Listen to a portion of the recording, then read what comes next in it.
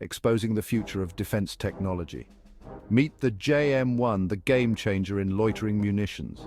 JM Technologies has secured a pivotal contract for 150 state-of-the-art JM-1 loitering munitions. This move marks a significant stride in India's defense autonomy under the Atmanirbhar Bharat initiative. The JM-1, a precision-guided loitering munition, is engineered for tactical engagements with an AI-based algorithm, enabling strikes at altitudes over 18,000 feet.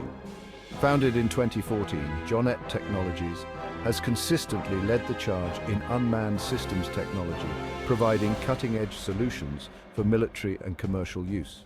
The visionary behind JM-1 states, "This contract reaffirms our commitment to high-quality defense products and support for Atmanirbhar Bharat."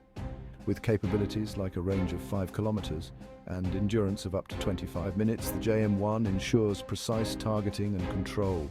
Building on previous successes, including the JF-2 tactical drone, JM Technologies continues to push the boundaries of defense technology.